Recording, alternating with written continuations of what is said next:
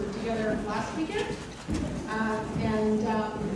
Dr. Mackes in particular, because he was here last weekend, will be speaking on something entirely different, so that because we knew that many people would be coming to this one as well as last weekend. So.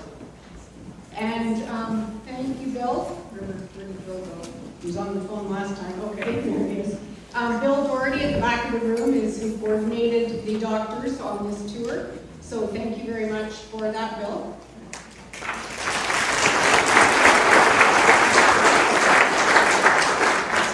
And the most important part of today is definitely the doctors. There's no other nonsense.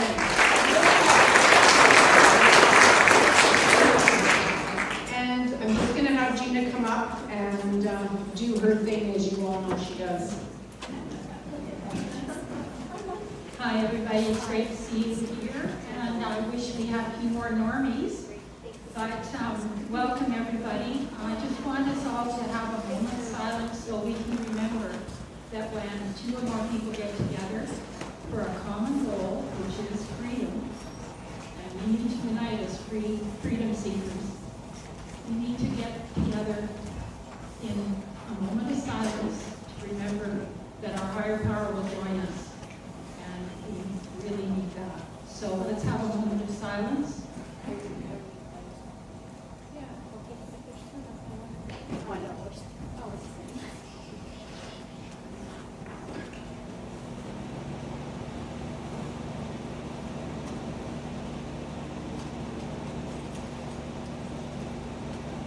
And I want to say a profound thank you to these doctors for what they're doing.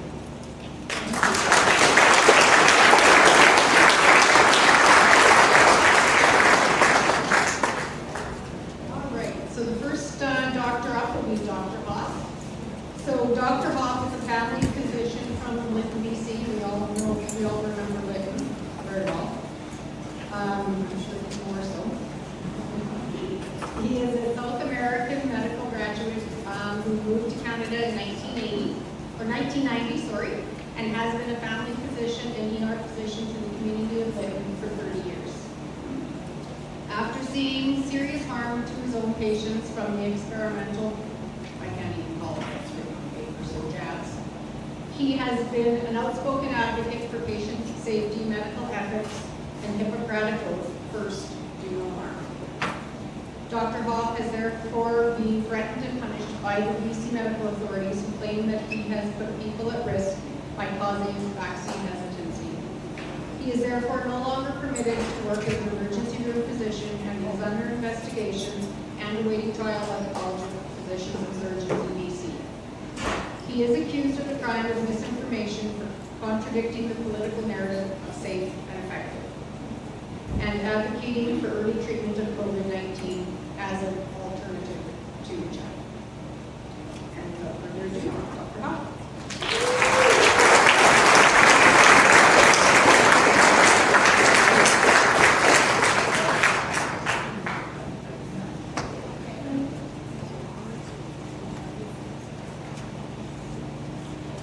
Well, it is wonderful to be back here in Redcliff. I actually forgotten I was in Redcliff until I pulled in here. I've been here before. If all those shields of the different provinces of Germany are there, then anyway, I realized I think I was here either November or December last year. So thank you for allowing me to come back. So we're living, as I'm sure you all realize, in a, am I speaking adequately into this, or is it an echo? Can you hear it back? Yes. Okay. So we're living in an amazing time in world's history where there literally appears to be an attack upon humanity. I mean, never before have they ever literally tried to genetically alter the entire human race. And that has been a debatable point through, what is gene therapy?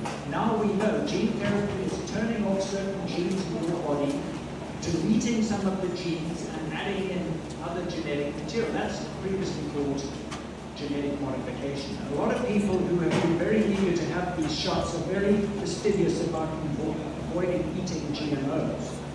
So there seems to be an odd irony in this. So we live in a strange time where there are many unusual things.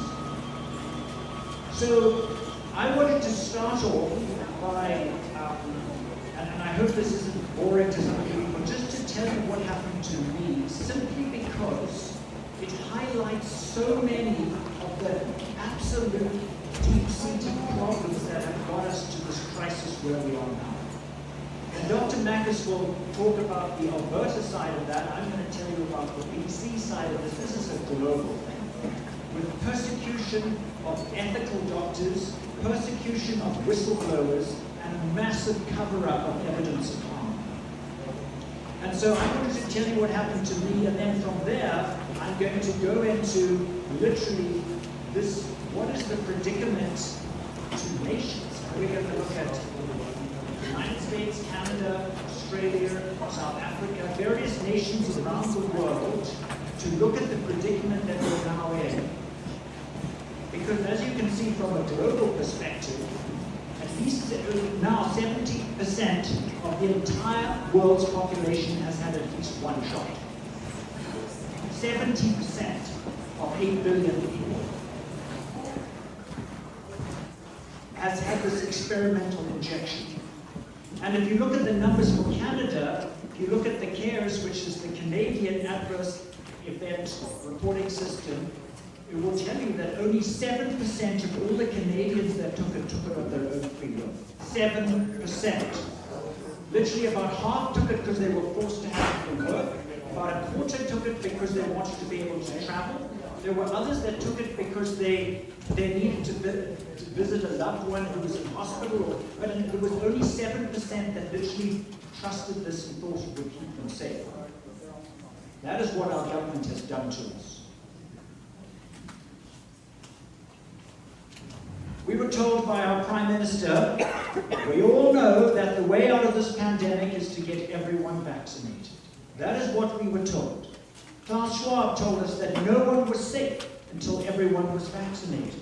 And of course, this is the mantra that we continue to be heard endlessly. So when this pandemic broke out, and I heard that they were working on a gene-based vaccine to treat COVID, I then looked into the history of gene-based vaccines.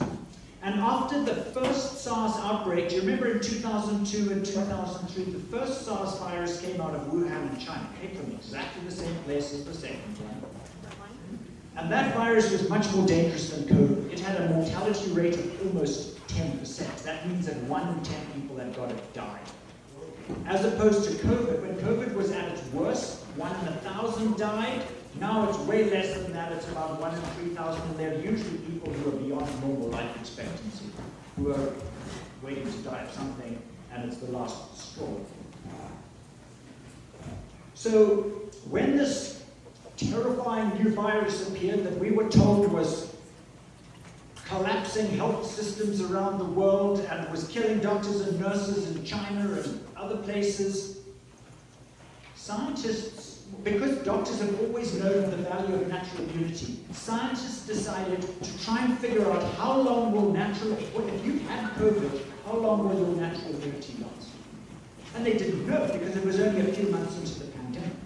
So they thought the best way of finding out the value of natural immunity and whether or not it could keep you safe is to track down people who had recovered from the first SARS virus in 2002 or 2003 and see if they were still immune to it 18 years later. And they found they were. They tracked down people. This is not antibody immunity, this is T-cell immunity. So they found that people who had had the first SARS virus were still immune to it 18 years later. So then they took those people's blood, and this was done at Duke University in Singapore. They took those people's blood and they tested it to see whether that immunity to the first SARS virus would give immunity to the second SARS virus, SARS-CoV-2. And they found that it was. Even though those two viruses were literally 20% different in terms of their genetic blueprint, their DNA blueprint, the natural immunity was good enough that if you had the first SARS virus, you would be immune to the second. So then so the importance of that is that none of the variants that we have now, including Omicron, is more than 3% different from the original Wuhan strain. So if natural immunity can protect you against a virus that is 20% different, it is going to have absolutely no problem with any of the variants that we have now. And then they took members of the public in Singapore and took blood from them to see who else was immune to COVID. And they found that 50% of the population had natural immunity to COVID, and that would be from the other coronaviruses. There are other types of coronaviruses that cause colds and flus that we call influenza. That gave people this broad immunity. So right at the beginning of this pandemic, 50% of the population was already naturally immune to it. And a Canadian study done 1 year into the pandemic, when many people had had COVID already, found that 90% of the population of Canada had natural immunity to COVID before any vaccines were rolled out. And the fact that they forced people with natural immunity to have these shots is an absolute travesty. The fact that they refused to recognize the validity of natural immunity was scientific fraud, because never before have doctors ever claimed that vaccine immunity is better than natural immunity. It never is. So knowing that most people had natural immunity, but that they were refusing to recognize it, I then looked into the history of these vaccines that they were claiming were going to be our salvation, because we all know that the way out of this pandemic is to get everyone vaccinated and ignore the natural immunity. So in about 2005, doctors tried to develop a vaccine against that first SARS virus. Because never before had doctors ever succeeded in making a vaccine against a coronavirus. They never succeeded because they just create variants too rapidly. They're always changing. And so the vaccine would never work, because as soon as they got it made, there was a new variant out and the vaccine didn't work. So they were trying with RNA.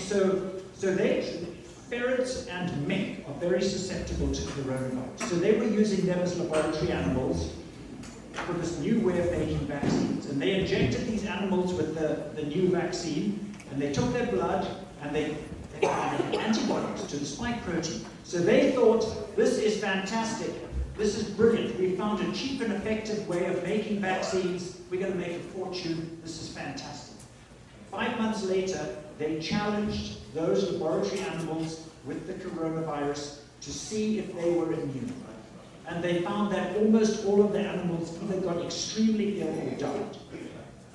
And this was a process called pathogenic priming, or antigenic enhancement, where the vaccine literally had become an anti-vaccine. Instead of protecting those animals against the virus, it made them more vulnerable to it than if they had not been vaccinated. In other words, it did exactly the opposite of what a vaccine is supposed to do. So their research was a disaster. It made things worse, and so they abandoned it until COVID came along. Now, normally it is a legal requirement for all vaccine manufacturers to do animal trials on their new vaccines before they try them on humans. By law, they are obliged to do that. But with COVID, the COVID shots, they said there's no time. We can't do animal trials. Our only way out is through universal vaccination. We need to get this vaccine out. No time for animal trials. So, as you know, they tested these shots on a select group of adults, relatively healthy adults, no pregnant women, no children, no frail elderly, no First Nations, just a select group of relatively healthy adults. They tested it for 2 or 3 months and said, we're good to go, it's safe and effective. So I thought, this is not going to end well. And of course, they were lying to all of us and saying that this had gone through all of the normal safety testing that is required, and the way that they managed to do it so quickly was by doing the various testing in parallel. It normally takes between 5 and 10 years to know whether a new vaccine is safe and effective. And if it's new technology that has never succeeded before, it probably needs 20 years. And yet they were good to go in 2 or 3 months. I could see this was not going to end well. And so literally, 2.5 months into the vaccine rollout in March of 2021, when 12 countries in Europe had already shut down the AstraZeneca shot because of the clots that it was causing in people, I sent an email to a group of colleagues that work in the area where I work in southern BC. These were doctors, nurses, and pharmacists. 18 people. I sent them a private email. And I said, we have reached a turning point in this vaccine rollout. There is serious evidence of harm. There is an ethical principle, a foundational principle of medical ethics that if you're testing some new treatment and there is evidence of harm, you're supposed to stop the experiment. One of those 18 people sent that email to the medical authorities. I was called to a meeting where I was reprimanded. I was told that I was putting people at risk by creating vaccine hesitancy. I was told that that was going to be sent to the College of Physicians and Surgeons and I was going to be put under investigation. And I was told that I was not allowed to say anything negative about these shots in the facility where I worked as an emergency room physician. And I was told that if I had any questions about these shots, I was not to consult my colleagues. I was to consult the medical health officer in charge of the vaccine rollout for our area. In the days that followed, I started to see very, very serious neurological problems. Initially, they were all neurological problems in my own patients that had had the Moderna shot. And I started to become angry. Because doctors are supposed to do no harm. And these people were told that this would keep them safe. And now they had all kinds of medical problems that they had never had before. So I drafted a letter to that medical health officer and asked, please can you tell me what has caused these injuries? I mean, I knew it was the vaccine, but I said, what is the mechanism of injury? And therefore, as these people's doctor, how should I be treating this? And of course, the silence was deafening. No reply.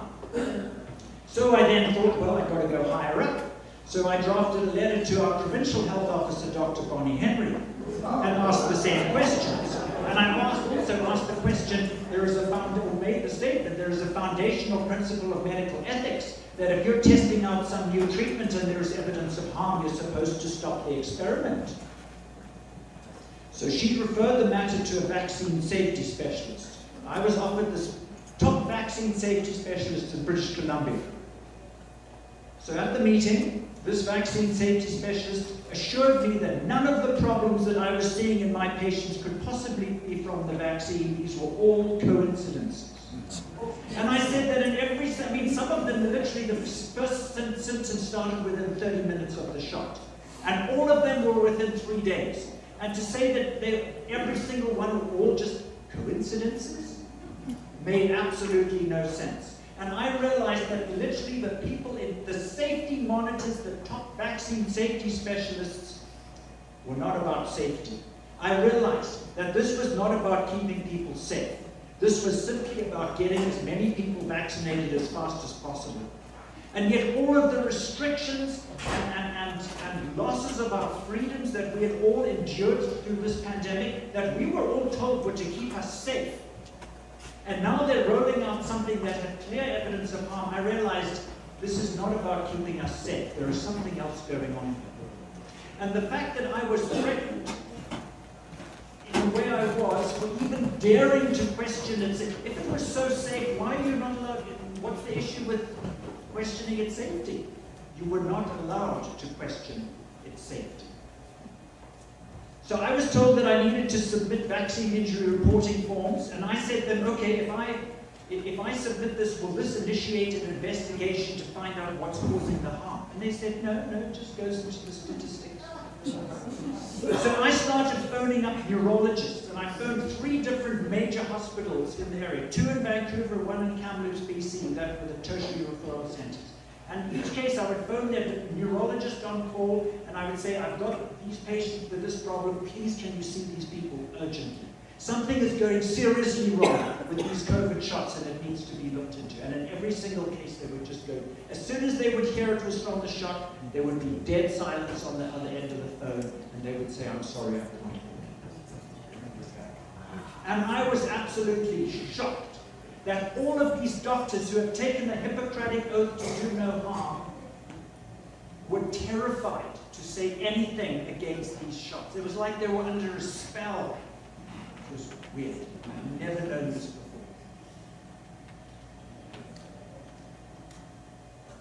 So eventually I found a neurologist who was willing to give my 6 worst injured patients an appointment, but the appointment was in 4 months' time. This was an urgent referral, and he agreed to see them in 4 months' time. One of them, which was a 38-year-old lady who was really messed up from this, when he eventually saw her 4 months later, he was so alarmed he admitted her to hospital for 8 days to investigate it. After she waited, and by that point, it was 6 months since her shot. He realized I was not just making this up. So about 5 weeks after I received my reprimand that I was not allowed to say anything negative about these shots, one of my patients came into our emergency room. I was on call for the emergency room. It was a Saturday evening. I was at home actually having dinner with some friends. And the emergency room nurse phoned up to say this patient's just come in and had this. She had COVID 5 weeks before, and it was very minor.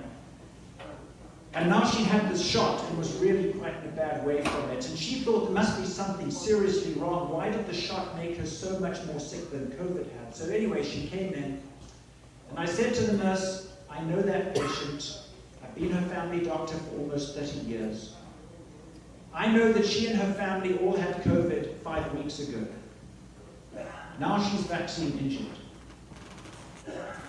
I said to the nurse, I want to explain the science of natural immunity to her. And I explained to her about that study done at Duke University that I explained to you, that showed that natural immunity will last at least 18 years and cover every variant. And I said on the basis of that, and the basis of the fact that we know she has natural immunity because she had COVID 5 weeks ago, please will you tell her she doesn't need her second shot? And the nurse said to me, I'm not allowed to tell anyone that they do not need one of these shots. So I said, well, okay, I'll tell her that. On the basis of me telling that nurse that that patient did not need another shot, I was fired from the emergency room. I had been an emergency room physician for 31 years without one single patient complaint against me.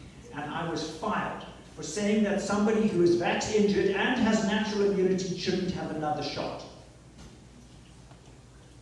There is something very rotten going on here. So then, I submitted actually in total 14 vaccine injury reporting forms. I'd been told to do this by this vaccine safety specialist that insisted they were all coincidences. I started submitting these vaccine injury reporting forms. And I sent them by registered mail to make sure they got them.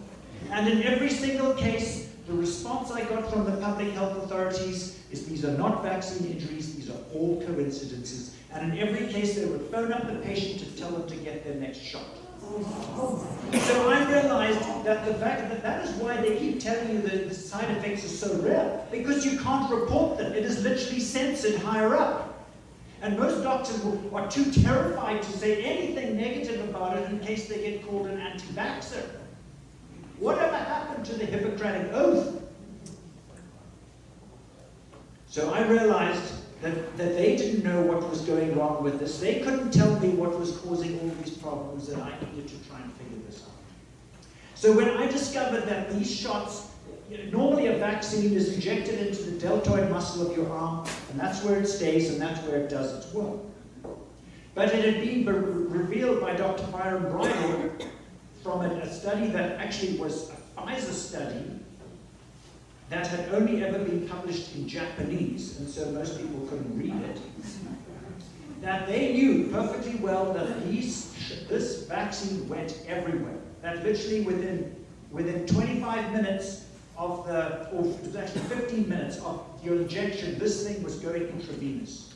This vaccine was going to every part of your body.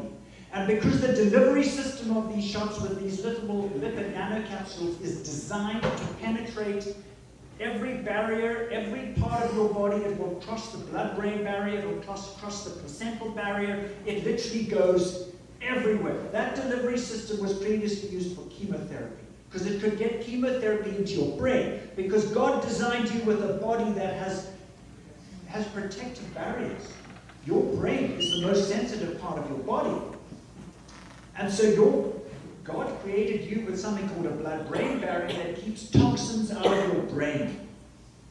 But with chemotherapy, when people had cancers in their brain, they needed something that could get the chemotherapy past that barrier. And they used that for these shots to make sure that those spike proteins would end up everywhere.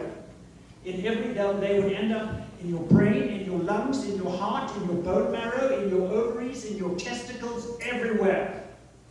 Crosses the placental barrier, so if a pregnant woman gets it, they're going to be in her baby. It goes everywhere. So when I realized that those little lipid nanocapsules were going to be going intravenous and going everywhere, I realized that where most of those spike proteins were going to be made was actually going to be in the cells around your blood vessels, because that's where things go when they get absorbed from your bloodstream. They're in the cells around the blood vessels. So I realized that that's where most of these spike proteins were going to be made. And I realized that if the spike proteins are made in the cells around your blood vessels, that those cells are no longer going to be smooth, that the surface of those cells is going to have all these little spikes sticking up. So I figured that if the surface of your cells and your blood vessels is no longer smooth, it is absolutely inevitable that blood clots will form. Because the purpose of a blood platelet is to recognize a rough spot on a vessel which it would interpret as a damaged vessel. When it hits a rough spot, it will think, this is a wound, this is an injury, this vessel needs to be blocked to prevent this person bleeding to death. And so I realized that it was absolutely inevitable that clots would occur in anybody who got these shots. So I thought, well, if most of the absorption in your body occurs in capillary networks, because that's where most of absorption happens, that's where the blood slows right down through those very narrow tubes, that's where the clots are going to be, in the capillaries. So I thought, well, okay, so if we do scans on people, those clots are going to be too small to show on a scan, and they're too scattered throughout your body.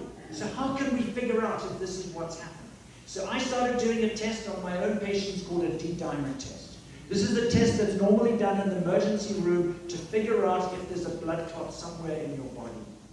And I was looking for people who would have this test before their shot, so that I could see what their baseline was, and 7 days later. And as people would come in to get a refill of their blood pressure pills or whatever, they would come in to see me, I'd say, have you had a COVID shot? And I would say, if they hadn't, and they say, well, actually, I'm getting it on Wednesday, I'd say, I'm trying to figure out if these shots are causing microclotting. Would you like me to monitor it for you? And I said, all we have to do is we just go to the lab, here's the requisition, we would do this blood test before, and we would do it afterwards. And when I had got the first 8 people's blood work back, and 5 out of the 8 showed evidence of clotting, I was absolutely horrified, because that was 62% who had evidence of clotting. And these were not vaccine-injured people. These were people who thought their shot had done no harm. These were people who literally didn't have any of the unusual side effects, and yet 62% had evidence that they had been damaged by clotting. And the relevance would say, well, what's the issue with clotting? Don't those clots just dissolve? No, they don't. A clotted vessel is permanently damaged. So the damage is not rare, the damage is permanent, and it will accumulate with every shot, and it is hidden, because it's microscopic and it is scattered throughout your entire body. So what symptoms would you have if these spikes or the clotting was in your brain? You would have unusual fatigue, you would have dizziness, you would perhaps have nausea, you'd perhaps have light sensitivity, you'd have headache, you'd maybe have ringing in your ears, or all of those things are spikes in your brain or clots in your brain. So of course, the College of Physicians and Surgeons, which is always seeking things to accuse me of, has this list. And one of the things that they accused me of is claiming that these shots cause microclotting. And they got the fact checkers at Reuters to debunk my theory. Top scientists, these journalists. So this is the evidence. You may know that here in Alberta, the commonest cause of death since the vaccine rollout is unknown cause. And that is because the pathologists have no way of revealing a spike protein. Spike proteins are not human proteins. They're not supposed to be in our bodies. When a pathologist is examining a specimen, they stain it with different things to show up whatever they're looking for. And so if they don't have a specific stain that will show whatever it is that they're looking for, they won't even know it's there. But fortunately in Germany, a brilliant pathologist called Professor Ernie Burkhardt figured out how to stain for a spike protein. So in these slides, those circular structures are blood vessels. And you can see the one on the left. So this is not a capillary because you can see the size of the blood cells in it. This is just a very small blood vessel. But you can see that brown are spike proteins. The entire circumference of that cell is ringed with spike proteins. On this side here, you can see that this part, this side has no spike proteins. It's smooth. That's what a blood vessel wall is supposed to look like. It's supposed to be smooth for the unimpeded flow of blood. But you can see what happens when you get spike proteins. It's all rough. It's like a coarse sandpaper. It is inevitable that the clots will form. So, tragically, we were told that our way out of this pandemic was to get everyone vaccinated. We were told that this was safe and effective. But tragically, this vaccine rollout has now broken all records for death and disability and disease. This is literally the greatest public health disaster in history. These are the latest numbers from the open VAERS. This is the Vaccine Adverse Event Reporting System in the US. You'll see on the top left-hand side, 34,000 people who died after their shot. You can see on the bottom right-hand side, 64,000 people permanently disabled from the shot that they were told would keep them safe. On the bottom left-hand side, almost 5,000 miscarriages from pregnant women who were told this would keep them safe and kill their baby.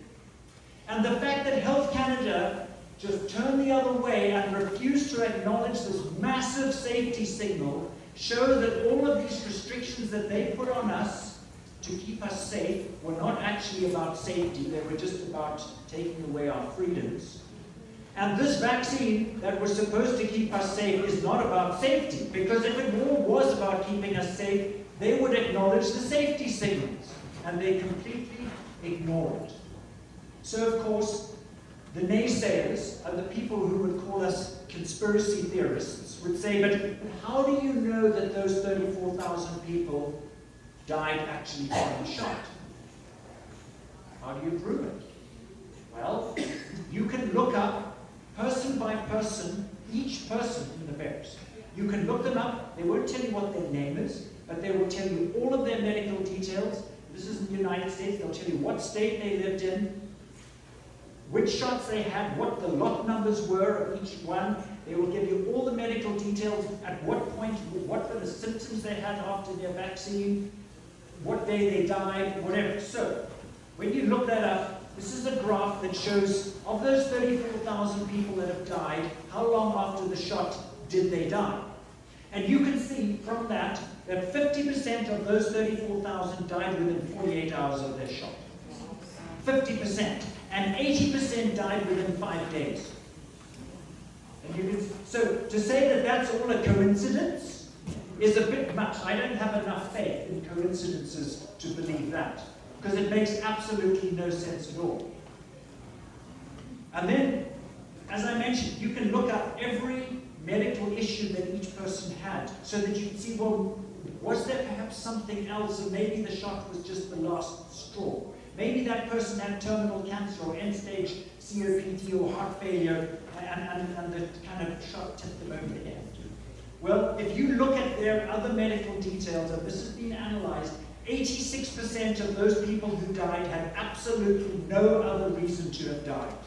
They didn't have any other significant problems that you could possibly blame the death on. So there's no way you can say these are all coincidences.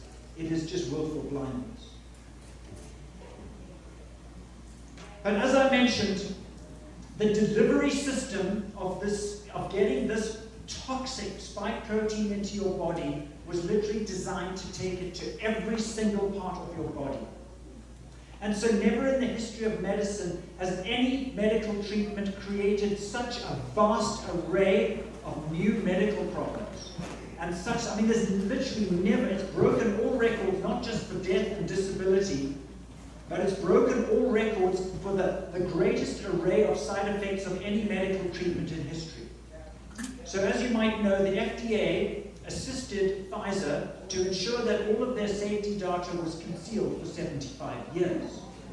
Fortunately, in the United States, their justice system works slightly better than ours, and they managed to get some judge to literally give a court order forcing Pfizer to start releasing their safety data that they were trying to bury for 75 years. So with the very first release of data, Pfizer released a list of the side effects and medical conditions that were created by this shot. This was the list they accumulated in the first 90 days of the vaccine rollout. This was a list. This is a screenshot of part of page 1. You can see they've done it alphabetically, and this doesn't get beyond A yet. This reads like a medical dictionary.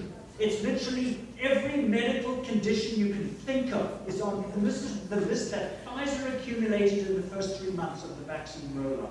So now that we're 2 years, and I shudder to think of what it is now, but I suspect they stopped looking. You can see the very first one listed as a gene deletion. The very first one. And yet, they will deny that this is gene modification therapy.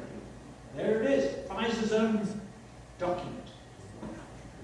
So literally never in the history of medicine has any medical treatment caused so much harm. And of course, now that 70% of the entire global population has had at least one shot, the vaccine manufacturers, who have made an absolute fortune out of this rollout, now have a massive new market for all their products, for all these sick people. All these sick people with new medical problems, with such a spectrum of medical things wrong with them, that how do you ever prove that they were from the vaccine? Because this goes everywhere in your body, whatever your weak point is, that's where it'll get you. If your weak point was a cancer, that's where it'll get you. If your weak point was your heart, that's where it'll get you. If your weak point was arthritis, it'll hit you wherever you're weak. This is evil beyond imagination. But tragically, we were told the way out of this pandemic was to get everyone vaccinated. And I'm going to show you the tragic consequences of that. Because we now have the exact opposite of that. Not only do we have a pandemic of the vaccinated, but what they have done to us means that COVID is here to stay. And I'm going to show you some graphs from Canada, and I'm going to show you, compare that to Africa, South Africa, where I did my medical training, that are now done with COVID. I don't think we're ever going to be done with COVID, unfortunately, because our nation has been so badly harmed by this.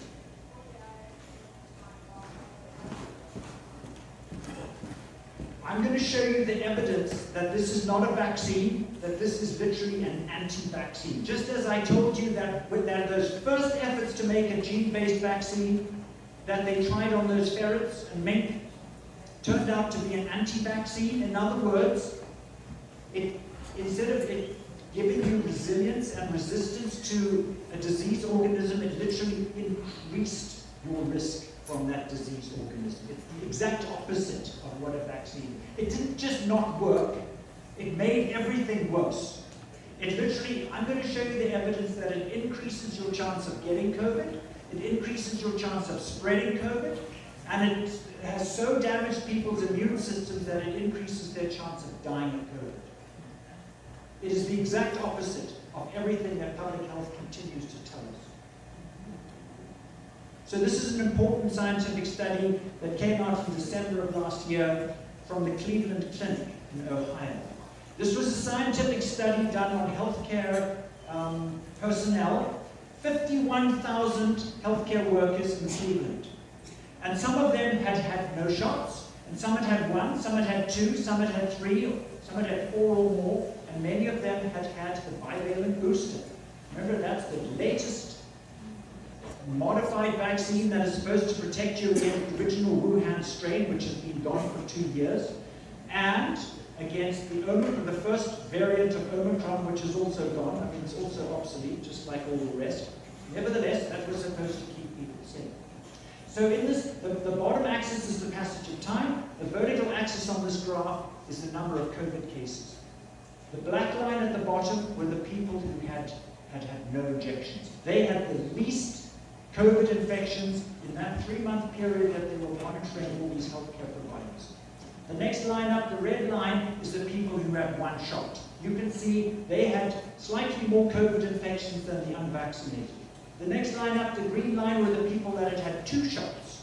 They were getting COVID more than either of the other two. The next one up, the blue line, were the people that had had 3 shots. And the brown line at the very top were 4 or more shots, and particularly the people that had had the bivalent booster. This literally showed that the more boosters you get, the more likely you will get COVID. And the more likely you get COVID, the more likely you will spread COVID. And so this horrendous hatred that our Prime Minister and our other medical leaders generated, where the unvaccinated were treated like outcasts of society. We were told that we were antisocial, selfish, hateful spreaders of disease that were prolonging this pandemic and putting others at risk. This is the evidence that the exact opposite was true. It is the unvaccinated that are keeping people safe. They have natural immunity. And unfortunately, you can see what happened to the natural immunity in all the others. The more shots you have, the more damaged your natural immunity is. And the damage is cumulative, just as I mentioned with the microclotting. The damage is cumulative in a multitude of ways. So this was a huge study done, very well constructed, very important study. And of course, Health Canada completely ignores it and keeps telling you, just get your next booster. The fact that they ignore the evidence and tell us they're following the science means that this is not about science. This was a study done in New South Wales in Australia, where they monitored to see of all the people who were in hospital, so this is going up to the end of last year, up to 31st of December 2022, where they looked at all the people in hospital with COVID and all the people in ICU with COVID, to see who was filling the hospitals in the ICU. Was it the vaccinated or the unvaccinated? And if so, what was the situation? So the bar graph on your left is people in hospital. The unvaccinated are the extreme left. And you can see there were very, very few unvaccinated people in hospital. The next bar is 1 shot, 2 shots, 3 shots, 4 shots. You can see the majority of people in hospital there have either had 3 or 4 shots. The more vaccinated you got, the more likely you would end up in hospital. So the bar graph on your right is ICU. Who was in ICU? Was this a pandemic of the unvaccinated, like they try to tell us? You can see there were 0 unvaccinated people in the ICU. 0. And literally, you can see there were a couple of people who had 1 shot, but literally it was a direct proportion. The more shots you got, the more sick you would get when you got COVID, because your immune system is so damaged. And by far, the greatest number of people in the ICU were the people that had had 4 or more shots. It is the exact opposite. They keep telling us that even though this won't stop you getting COVID, it's going to keep you out of hospital. It prevents severe disease. This is the evidence that that is lies. And the fact that they ignore this science shows that they are not following the science, and they are not honest. So what about Canada? Do you remember they keep telling us, they told us our way out of this pandemic is to get everyone vaccinated. They've told us These shots will prevent severe disease and death. So this is a graph. That graph is actually from Government of Canada. I've added in my annotations, and I've made it colorful to try and look pretty. But so the yellow, this is people, and this is not COVID cases. This is people in hospital with COVID. So I've marked in on there, and the black line that waves along is an approximate average of the number of people in hospital. So you can see where the vaccine rollout began. Before the vaccine rollout, you can see the average number of people in hospital with COVID, and that was when COVID was at its most dangerous, remember? It's become less and less dangerous with the passage of time. So you can see mid-December 2020 where the vaccine rollout began. And then exactly 1 year later, they had literally got over 80% of the entire country double vaccinated. It took 1 year. Look what happens to the number of people in hospital once you've got most of the country vaccinated. You've got more people in hospital than ever before.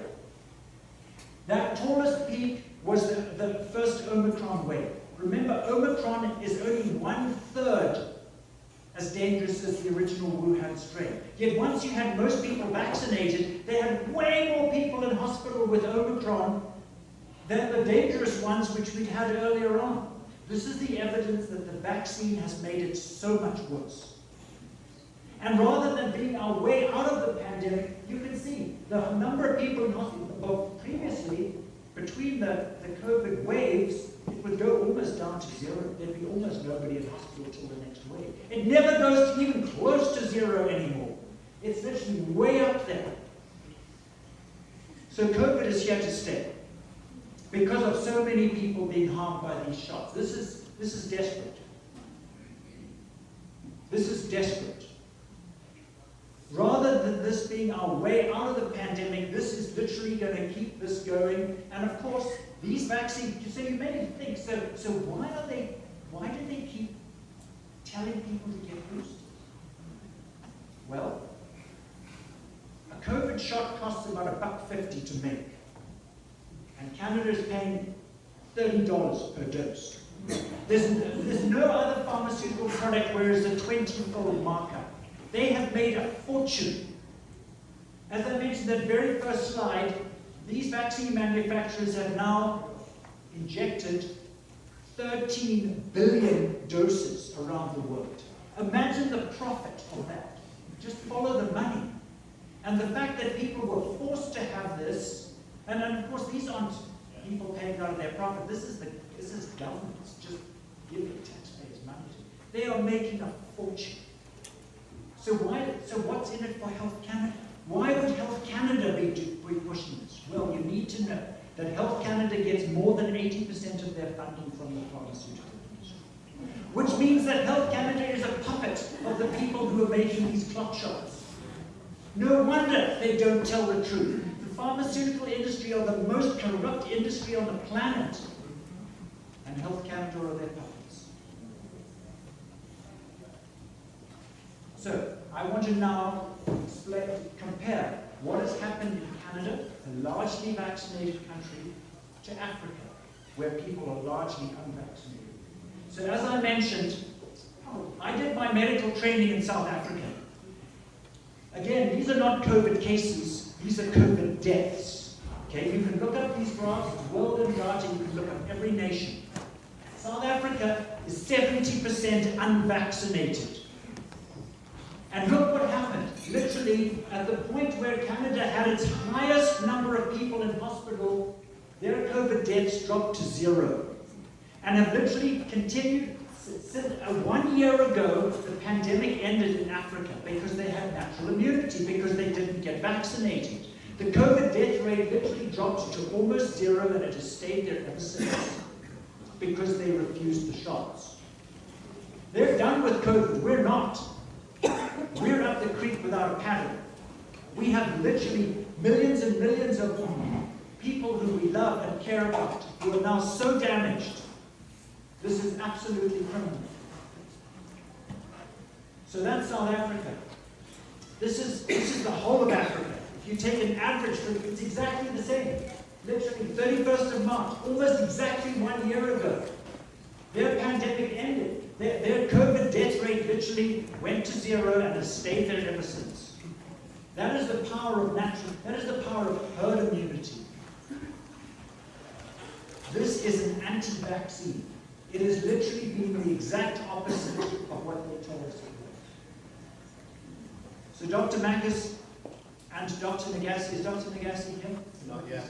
Not yet, okay. So Dr. Mackes is going to talk to us about some of the other issues related to the endemic problems in the medical system. And he may also allude to some of the injuries. But hopefully this will give you a perspective of where we are. Because unfortunately for Canada, because we believed those who we thought we could trust, we are in a desperate situation. So thank you for your attention.